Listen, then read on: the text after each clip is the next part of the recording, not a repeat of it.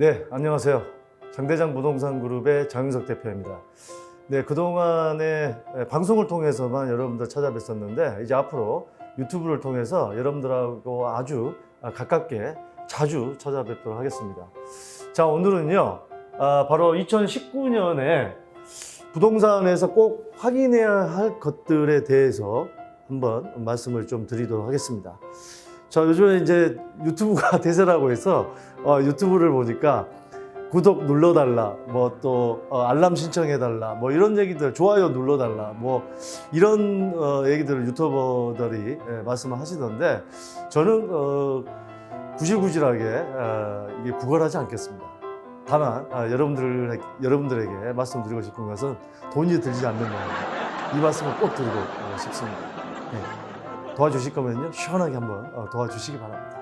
자, 요즘에 이제 최근에 한 3, 4년 동안 부동산이 아주 그냥 가파르게 상승을 하다가 조금 이제 주춤하고 좀 내리막이 아닌가. 또 지금 뭐 매수자들은 아주 밑에서 매수를 하려고 기다리고 있고 또 매도자는 아직까지 꺾이지 않은 상황이 되다 보니까 앞으로 2019년에 올해 어떻게 될지 너무나 많은 분들 궁금해하는 것 같은데 꼭 확인해야 할 것들에 대해서 한번 말씀을 좀 드리도록 하겠습니다.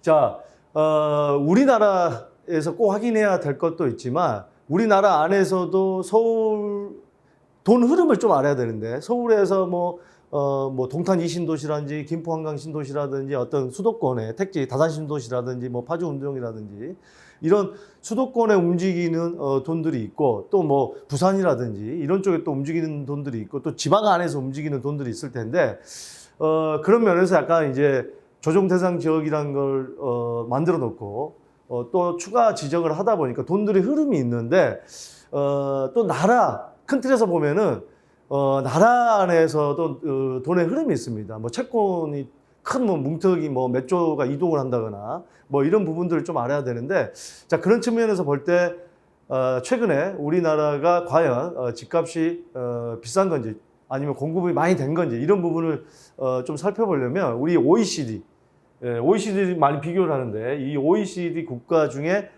주택 가격이 어떤지 이것 좀 한번 봐야 될 것 같은데 이제 먼저 우리나라가 OECD 국가 중에 GDP 순위가 바로 한 12위 정도 합니다. 그러니까 GDP가 한 1조 5,300억 달러 정도 된다고 하는데 자, 1위가 미국인데요. 자, 미국은 약 19조, 어마어마하죠. 2위 중국이 12조 정도 되는데 요즘에 이제 미중 무역 전쟁이 계속 지금 진행이 되다가 이제 좀 중국에서 약간 꼬리를 내리는 그런 양상을 보이고 있는데 어쨌든 간에 우리나라가 경제 규모로는 한 12위 정도 된다. 이건 뭐 여러분들도 많이 알고 계신 내용일 거고요. 자, 이 경제 규모는 12위 정도 되는데 우리가 이제 인구 1000명당 주택수가 어느 정도 되는지 이제 해놓은 데이터가 있습니다. 이걸 또 참고할 필요가 있겠죠. 자, 이 데이터라는 것은 통계라는 것은 절대적이진 않지만 우리가 투자를 함에 있어서 여러 가지 전략을 세울 때 참고해야 볼 만한 그런 자료 중에 하나라고 보시면 좋을 것 같습니다. 자, 그런데 우리가 이제 GDP 규모는 한 12위 정도 되는데 이 OECD 국가 중에 인구 1000명당 주택수는 어떻게 되느냐? 자, 그 점을 볼 때 지금 뭐 그리스가 가장 많다고 합니다. 좀 600세대가 주택 600개가 안 되는데 1000명당. 자, 우리나라 같은 경우는 경제 규모는 12위였는데 OECD 국가 중에 주택 수는 35위라는 거죠. 그래서 경제 규모에 비해서 주택 수는 많지는 않다. 좀 이런 통계를 볼 수가 있을 것 같고요. 지금 뭐 보시면 이제 유나이티드 킹덤, 뭐 영국이라든지 캐나다, 미국이라든지 다 우리보다 주택 수가 많은 그런 나라들에 속하죠. 자, 그렇다고 한다면 자, 우리나라 안에서 주택 수를 비교를 해보면 요즘에 이제 서울이 너무 많이 올랐다. 서울 주택 가격 너무 비싸다. 소득 수준에 비해서 비싸다. 이제는 떨어질 일만 남았다. 이제 폭락하는 일만 남았다. 이렇게 얘기하는데 과연 주택 수는 어떤지 한번 보도록 하겠습니다. 전국이 1000명당 8개 정도 되는데 평균이 자 부산이 399, 약 400개 정도 되죠. 대구가 392. 자 서울을 보면은 전국 평균에 못 미친다는 거죠. 그래서 아직 서울은 인구수에 비해서 주택수는 부족하다라는 게 통계상에 나오고 있고, 이거 이제 2016년이고요. 자 2017년 통계를 보면은 마찬가지입니다. 전국 평균에 비해서 오히려 전국 평균은 올라갔는데 서울은 올라간 만큼 조금 올라가긴 했습니다만 올라간 비율만큼은 전국 평균에 비해서는 올라가지 못했다는 통계 자료가 나옵니다. 여전히 서울은 이런 부산이라든지 대구라든지 광주, 최근에 뭐 지방에서는 대구 뭐 범어동이라든지 수성구라든지 강주 남구 뭐 봉선동이라든지 이런 데가 아파트 가격이 굉장히 많이 올랐던 지역인데, 그런 지역에 비해서는 오히려 서울이 주택수가 인구 1000명당 어떤 통계 안에서는 적다. 이런 지금 통계 자료가 지금 나오고 있습니다. 그래서 주택수로만 어떤 통계를 볼 때는 우리나라 안에서, 그러니까 OECD 평균의 어떤 세계적으로 볼 때도 경제 규모에 비해서는 굉장히 주택수가 적고, 또 우리나라 안에서 서울 같은 경우 특히 서울 같은 경우는 전국 평균에 못 미치고 있기 때문에 아직도 주택은 더 필요하다, 이런 통계를 볼 수가 있을 것 같습니다. 자, 주택 보급률은요. 지금 2017년 기준에서 103% 정도 전국이 되는데, 우리가 이제 보통 보급률이 뭐 110% 정도 돼야 이거는 이제 공급이 다 적절하다고 본다, 뭐 이런 통계도 있고 하는데, 어떻게 됐든지 간에 전국 평균은 103%인데, 자 보시면 수도권은 98%, 서울은 96%입니다. 그래서 가장 많이 오른 서울은 아직까지 주택 보급률이 부족하다. 그래서 오히려 다른 지역에 비해서 주택 보급률이 부족하다, 이렇게 좀 볼 수가 있을 것 같습니다. 자, 그렇다면 아니 왜 이렇게 우리나라가 OECD 평균에 비해서 주택수가 부족하고, 또 서울, 특히 서울 같은 경우 전국 평균에 못 미치는데 왜 이렇게 서울이 많이 올라가고 우리나라 시장이 이렇게 부동산에 요동을 치느냐, 이 우리나라만이 가지고 있는 부동산 특징을 좀 알아야 됩니다.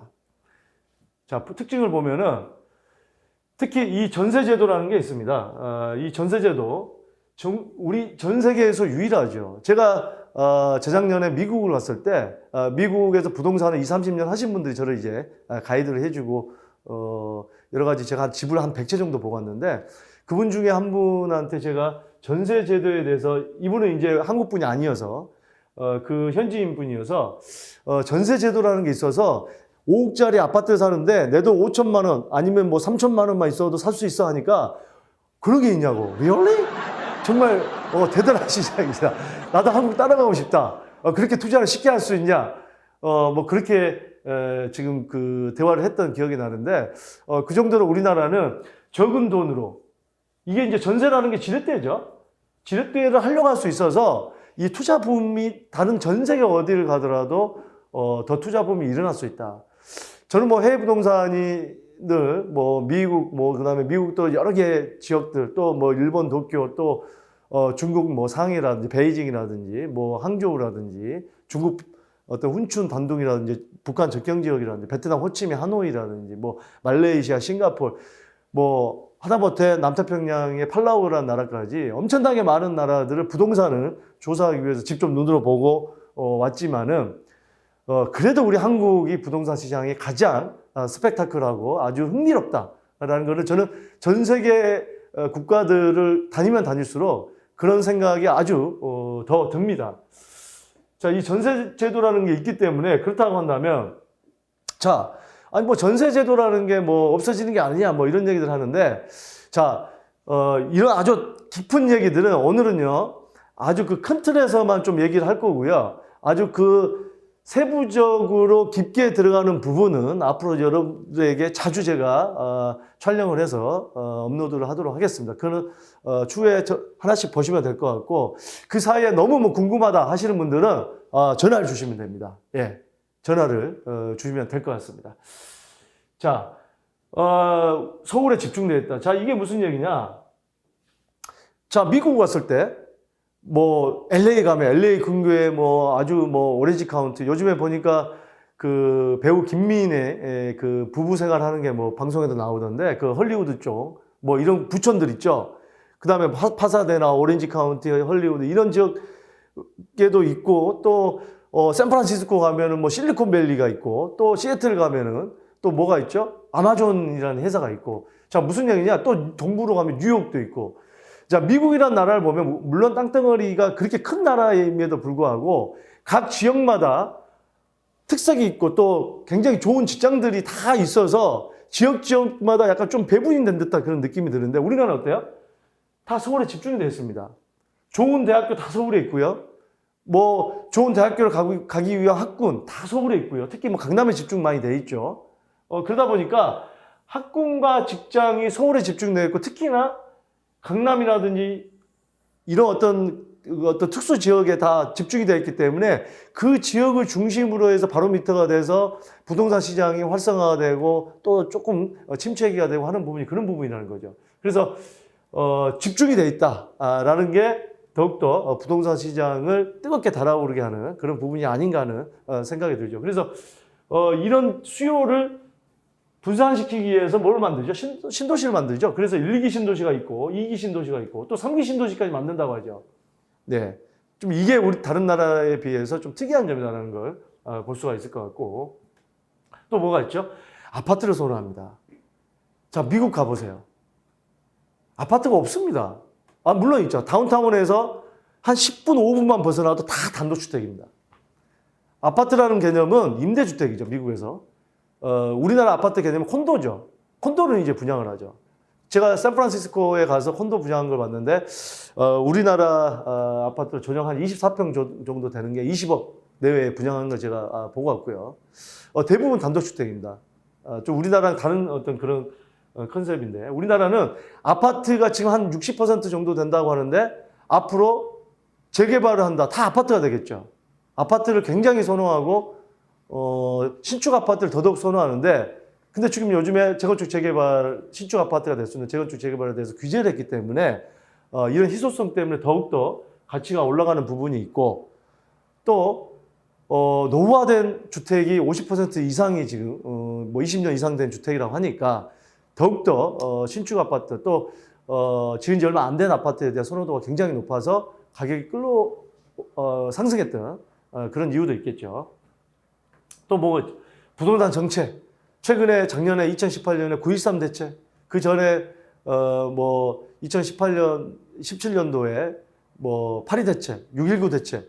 대책이 어마어마하게 쏟아져 나옵니다. 예, 그 다음에 뭐, 추가 보완 대책. 끊임없이 나와요. 그래서 우리나라 부동산은 이 정책에 굉장히 민감합니다.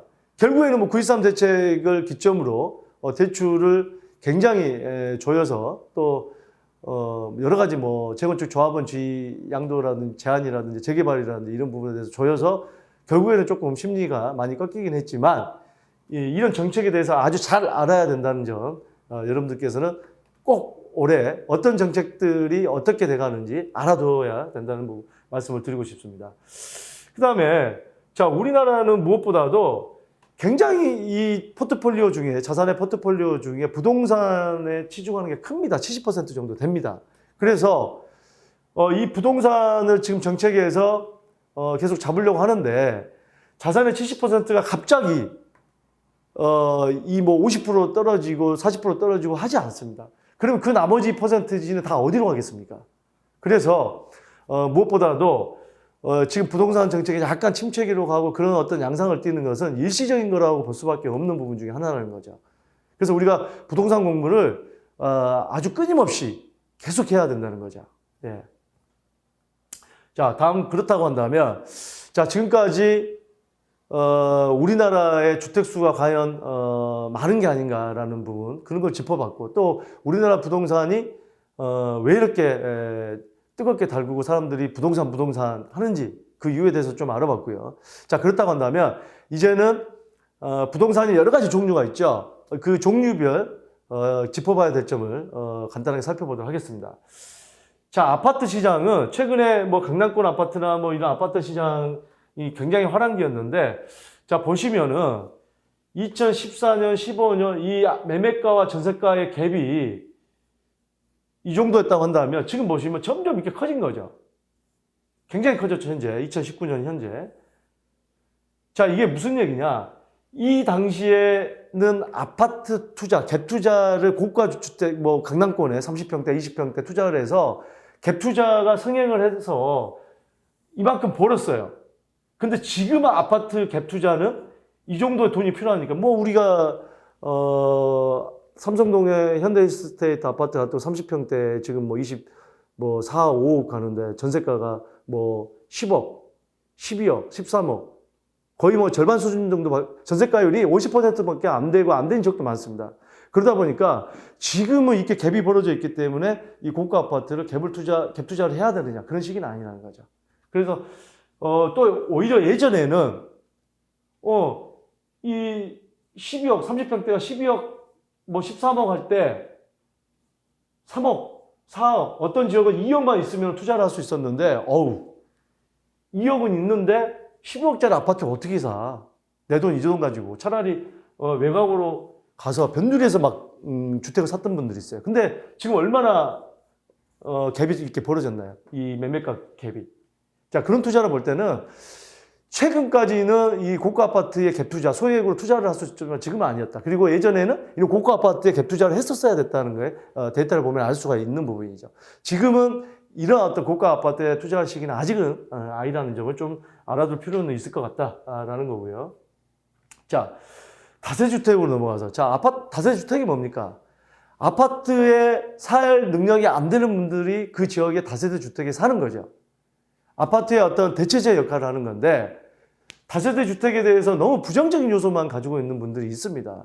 이 다세대 주택이라는 게 예전에 우리가 그 흔히 재개발 지역의 그 입주권 딱지를 살 때 뭐 어떤 그런 부분 때문에 뭐 날림으로 지어서 그때는 뭐 입주권만 사기 위해서 팔고 했던 그런 어떤 다세대 주택에 대해서 우리가 흔히 얘기하는 빌라에 대한 개념을 가지고 있는데 지금은 그런 개념은 아니죠. 아주 아파트를 대체하는 그런 어떤 주거용 상품으로서 아주 요즘에는 건축비도 많이 들어가고 또 잘 짓는 다세대 주택이 나오고 있다. 이렇게 볼 수가 있을 것 같은데, 자, 이 다세대 주택이라는 거는 앞으로 보시면, 자, 재개발하면 뭐가 됩니까? 뭐 한남 뉴타운이 됐든, 신길 뉴타운이 됐든, 뭐 흑선 뉴타운이 됐든, 낡은 주택들을 갖다가 단독주택이 됐든, 빌라가 됐든, 다가구가 됐든, 이걸 갖다가 아파트로 만드는 거죠.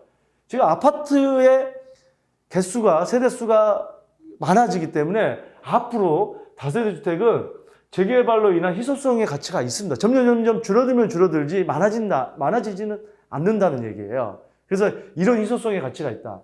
그런 걸 알아두셔야 되고. 자, 중시권 같은 경우, 강남에 어떻죠? 우리 투룸 같은 경우 뭐 3억 5천, 4억, 좀 비싼 건 4억 5천. 이렇게 가격대 형성이 되어 있고, 또 3룸 같은 경우는 뭐 6억대 중반부터 강남 서초권에 7억, 8억, 9억대까지. 아파트 같은 비싼 평형대 아파트가 뭐 20억, 25억 가는 것에 비하면 월등히 저렴하죠. 자, 그런 부분에서 볼 때 이 중시권에서는 소액으로 내 집 마련의 기회가 될 수가 있다라는 거죠. 저는 이런 생각을 해봅니다. 이 6억, 7억대 가지고 신도시에 가서 아파트를 살 것이냐. 물론 관점은 다 다를 수 있어요. 투자로 신도시가 단기간에 더 많이 오를 수도 있었겠죠, 지금까지는. 근데 앞으로는 어떻게 되겠느냐. 그런 점에서 또 그 다음에 학군이라든지. 저도 주변에서 그렇죠. 강남권에 살아보신 분들은 멀리 벗어나지 못합니다. 이런 어떤 백화점이라든지 좋은 병원이라든지 또 자녀 학군이라든지 자, 이런 부분을 바꿀 수가 없다는 거죠, 아파트랑. 그리고 요즘 다세대 주택도 너무나 잘 지어서 잘 나오기 때문에 특히나 뭐 이런 인프라는 아파트에서 하나, 같은 강남의 다세대에서 하나, 같은 병원이라든지 학군이라든지 다 같이 누릴 수 있다는 거죠. 다세대 주택에 산다고 해서 아파트 사는 사람의 어떤 바로 옆에 있는 아파트 사는 그 학생이 가는 학교에 못 가는 건가요? 그렇진 않잖아요. 그래서 그런 부분에서 볼 때 저는 앞으로도 이 다세대 주택의 가치는 더욱더 올라갈 것이라는 게 제 생각입니다. 올해는 특히나요. 아파트 가격이 너무나 많이 올랐기 때문에. 자, 토지는요, 요즘에 어때요? 자, 주택은 이제 끝났다. 토지로 가야 된다. 뭐 상가로 가야 된다. 이런 얘기들이 있는데, 자, 토지라는 것은, 자, 보시면요, 이걸 먼저 보셔야 돼요. 입지가 굉장히 중요하다. 자, 우리가 뭐 수도권 제2 수도권 외곽순환도로에서 어디 인터체인지가 생긴다, 포천에 생긴다, 뭐 파주에 생긴다, 김포에 생긴다 해가지고 김포 파주 토지를 막 삽니다. 근데 보면은 인터체인지에서 엄청 많은 문제요. 그냥 파주고 그냥 김포예요. 근데 이런 입지를 보고서 투자를 해야 된다. 하지만 입지가 전부는 아니다는 거죠, 토지는. 자, 이 용도 지역이라는 게 중요합니다. 제가 예전에 상담을 하다 보면은 예전에 저기 남양주 금곡역, 뭐 시흥에 이런 데 가면 역 바로 주변에 역세권에 토지 가지고 있다. 이제는 엄청나게 우리는 부자다. 막 이런 분들이 있어요. 투자를 해가지고. 근데 제가 서류를 보면은 토지는 항상 서류를 봐야 됩니다. 용도 지역이 보면 용도 구역, 용도 지역도 용도 지역이고 또 용도 구역이 그린벨트로 나옵니다. 이게 무슨 얘기냐? 용도 지역, 용도 구역, 용도 지구 이런 거를 소리를 볼 줄 알아야 된다는 얘기예요. 용도 지역이 딱 보니까 농림 지역이야. 관리 지역 이상은 돼야 되는데. 예. 농림 지역이면 건축 행위를 할 수가 없죠. 자, 그런 부분에서 볼 때 입지가 아무리 역세권이고 아무리 좋아도 용도 지역이 좋지 않으면 땅에 가치가 없다는 거. 요즘에 토지 투자를 하시는 분들 너무 많다 보니까 이런 질문들을 많이 받는데 여러분들 꼭 서류를 확인해야 됩니다. 꼭. 아셨죠? 그 다음에 접한 도로의 넓이. 이런 경우가 있어요. 제가 몇 년 전에 제주도를 갔는데, 그 지역이 법이 바뀌었습니다. 자, 쉽게 말씀드리면, 뭐 호텔을 짓거나 뭐 이런 지역을 예전에는 뭐 6m에 접하면 허가가 나왔다고 한다면 8m에 접해야 허가가 나고 규제를 강화시킨 거죠.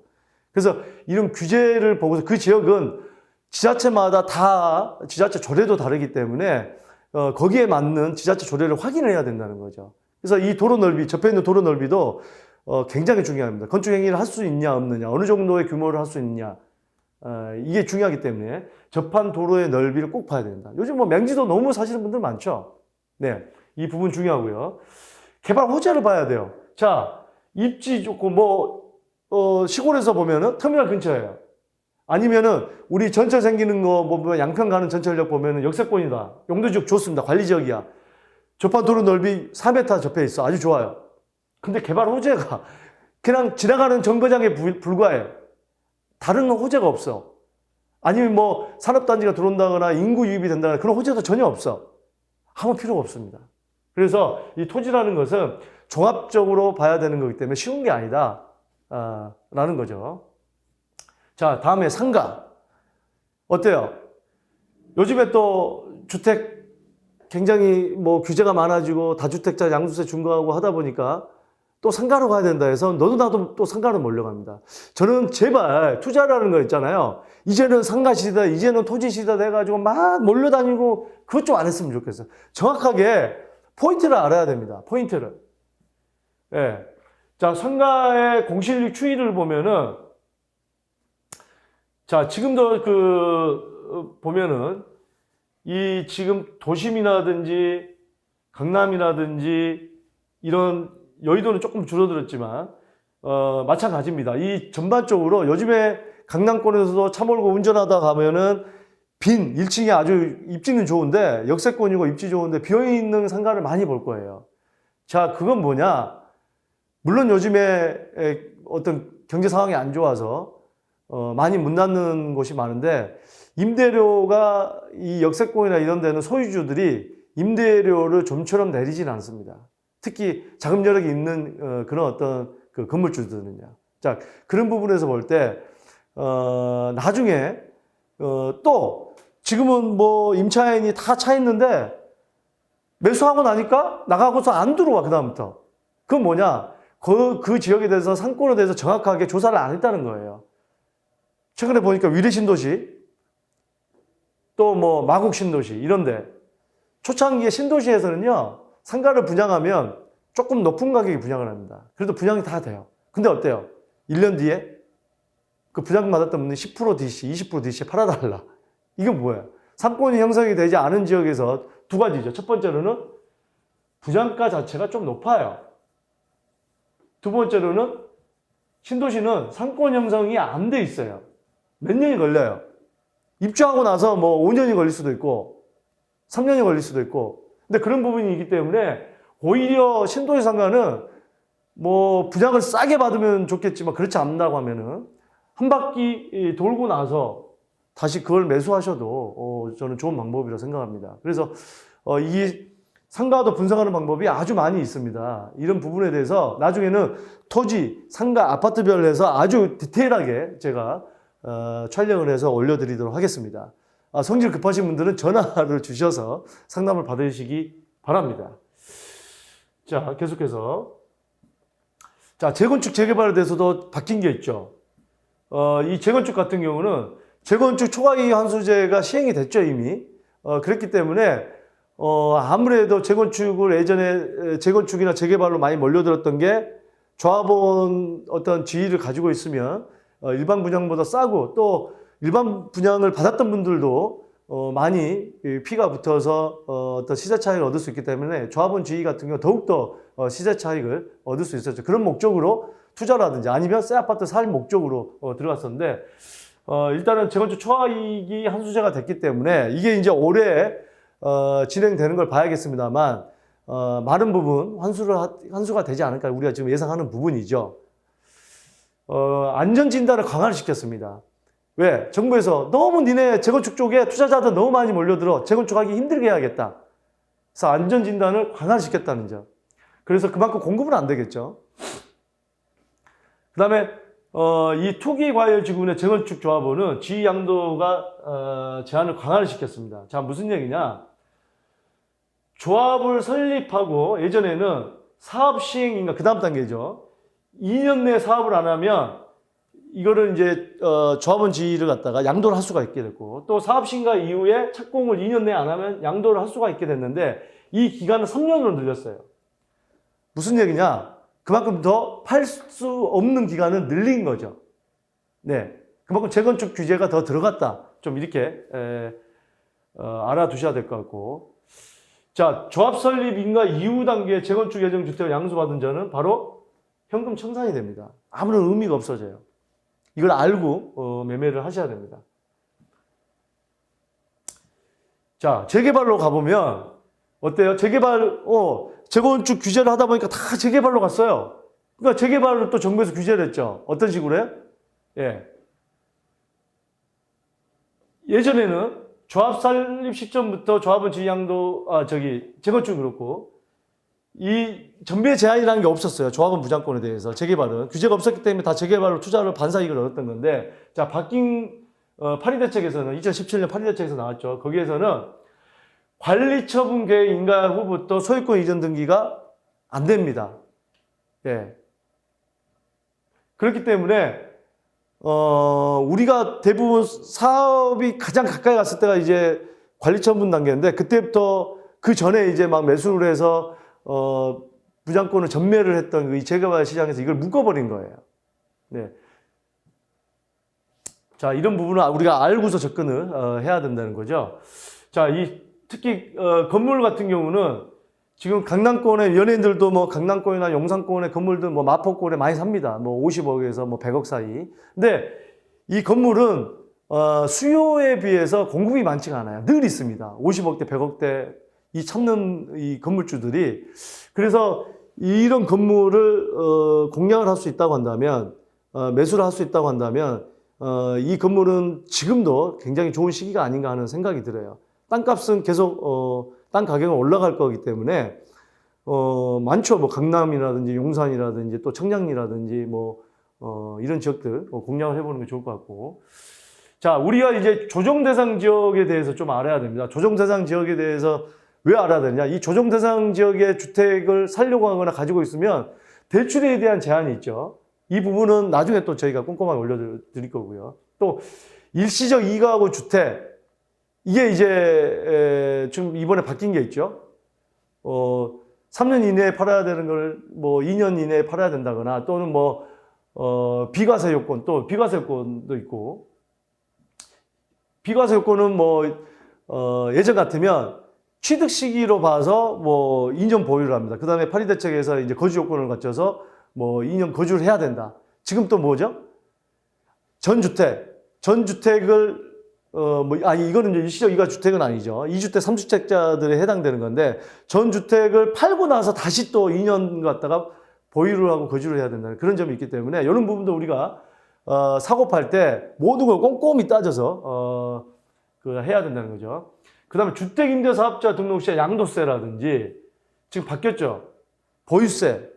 이게 바뀌었죠. 원래는 뭐 이번 정권에서 주택임대사업자 다 등록해라. 주택임대사업자 등록하려는 이유가 뭐였죠? 특히 뭐 8년 이상의 중공고 임대주택을 공급함으로써 전월세 시장의 안정을 가하고 또 통계 자료를 가지고 정책을 펼 수 있기 때문에 해서 혜택을 많이 줬습니다. 근데 그 혜택을 없는 건 아니에요. 착각하시는 분들이 있는데 좀 줄인 거죠. 그래서 그런 부분들을 알아야 되고요. 자, 조금 이따 세금에 대해서 다시 짚어드리도록 하겠고, 자, 이 공시지가가 표준 공시지가가 전국에 9.42%, 서울에 13.87%. 특히나 뭐 이번에 그 한남동이라든지 삼성동이라든지 이런 고가 단독주택 같은 경우는 너무 시세 대비해서 공시지가 반영률이 낮다 해가지고 대폭 올렸습니다. 뭐 한남동에 뭐 신세계 이명희 회장 주택이 뭐 160 공시가 160억이던 게 260억인가요? 뭐 거의 뭐 100억 이상 올렸던 기억이 나는데, 뭐 이렇게 대고 올렸고, 이거 이제 단독주택이고, 조금 전에는 지가죠. 땅이죠. 땅도 많이 올랐고, 그 다음에 이제 표준 단독주택도 이만큼 많이 올랐습니다. 자, 그래서 뭐에 영향이 있냐? 4월 말에 주택 개별 공시가격이 나오고 5월 말에 개별 공시지가가 나옵니다. 여러분들이 가지고 있는 주택들, 가지고 있는, 보유하고 있는 땅들에 대한 이 공시지가를 기준으로 해서 이제 재산세라든지, 그 다음에 종합부동산세가 가해지기 때문에 아마 4, 5월 말 개별 공시 가격이, 나오고 나서부터 조금 더 급매물이 나오지 않을까. 이런 부분을 우리가 살펴봐야 된다는 거죠. 자, 양도소득세. 양도소득세도 이 조정대상 지역에서 8년 임대 등록을 하는 이제 4년 단기 임대보다는 8년 장기 임대 위주로 혜택이 조금 더 가해지고, 그 혜택도 원래보다는 조금 더 줄어들었다. 그리고 이 부분을 봐야 되죠. 우리가 예전 같으면 내가 살고 있는 집, 가지고 있는 집 외에 주택임대사업자를 했다고 한다면 그 주택임대사업자에 대해서는 나중에 팔 때 중과세를 안 했는데, 지금 주택임대사업자 한 거에 대해서도 2주택은 10%, 3주택 이상은 20%를 중과세를 한다는 게 바뀐 거죠. 자, 이 부분은 잘 보셔야 되고요.